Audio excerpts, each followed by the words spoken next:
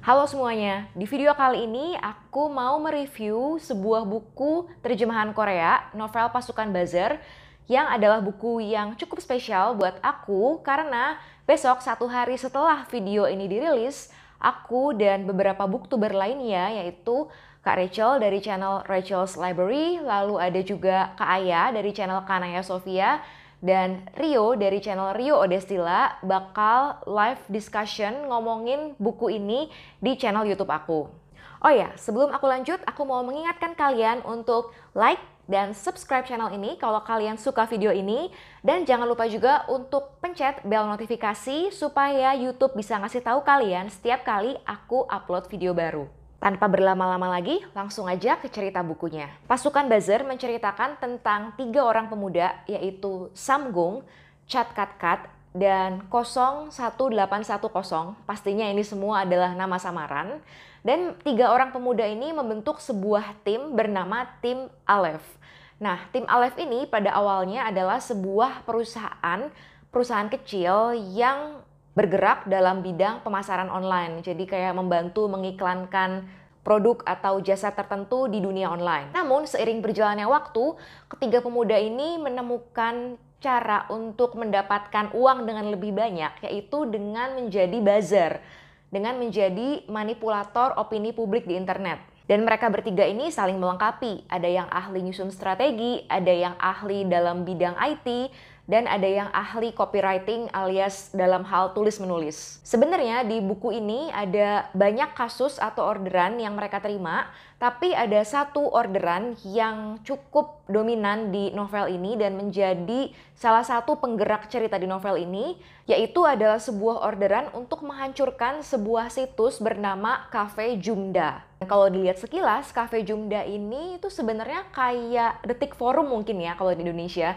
Jadi isinya Cafe Jumda ini adalah perempuan-perempuan, terutama ibu-ibu yang ngomongin macam-macam, mulai dari masalah ranjang sampai masalah mertua, masalah anak, masalah suami, dan lain-lain. Dan anehnya, orang yang memberikan orderan ini sama Tim Aleph menjanjikan bayaran sebesar 90 juta won kalau mereka berhasil menghancurkan situs Cafe Jumda dalam waktu sebulan. Ada 2 hal utama yang aku suka banget dari novel ini. Yang pertama adalah isu yang diangkat dalam novel Pasukan Buzzer ini benar-benar relatable dengan kehidupan manusia modern, kehidupan kita yang nggak bisa lepas dari internet.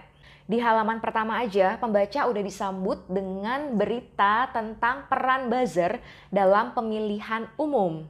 Dan itu sedikit banyak mengingatkan aku sama negara Wakanda kita tercinta ini.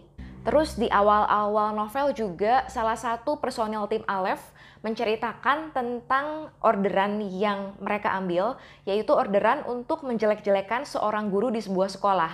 Jadi orderan itu didapat dari orang tua murid yang nggak puas karena urat paha, mungkin tendonnya kali ya, tendon paha anaknya itu putus setelah mendapat hukuman jongkok berdiri dari si guru. Karena guru yang memberikan hukuman fisik jongkok berdiri 100 kali itu bau-baunya nggak akan ditindak tegas oleh aparat, makanya orang tua murid yang kecewa ini pergi untuk menemui Tim Aleph, dan Tim Aleph pun mulai melancarkan berbagai aksi.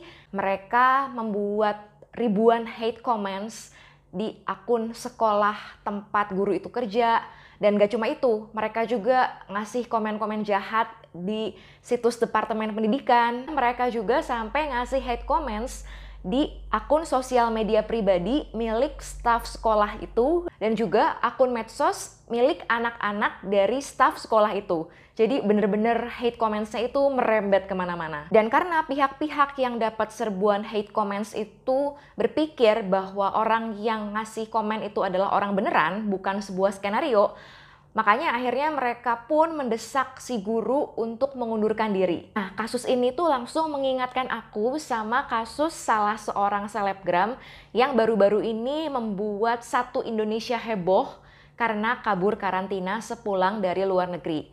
Dan karena asalnya si selebgram ini udah punya banyak haters mungkin ya, jadi begitu dia membuat kesalahan ini langsung haters itu membludak dan menyerbu nggak cuma akunnya, tapi juga akun pacarnya, akun mantan suaminya, akun teman-temannya, semuanya itu diserbu sama para haters. Dan di sini aku kagum sih sama cara tim Aleph untuk meninggalkan hate comments dengan teknik yang sama persis seperti yang akan manusia-manusia netizen asli lakukan. Meskipun dalam kasus si selebgram ini aku juga nggak yakin sih apakah ribuan hate comments itu datang dari orang beneran atau jangan-jangan ada tim buzzer juga di balik sebagian besar dari komen-komen kebencian itu.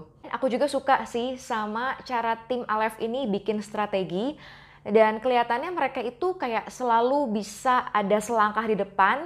Mereka selalu tahu pihak lawan itu mau melakukan apa dan mereka udah selalu menyiapkan antisipasi atau rencana cadangan. Penulis menyampaikan teknik-teknik yang dilakukan oleh tim Aleph ini dengan sangat-sangat menarik, dengan sangat-sangat ngalir banget narasinya. Jadi menurut aku novel ini cukup page turner, sampai aku menyelesaikannya jauh lebih cepat dibandingin dengan yang aku perkirakan. Lalu hal kedua yang aku suka dari novel ini adalah timelinenya.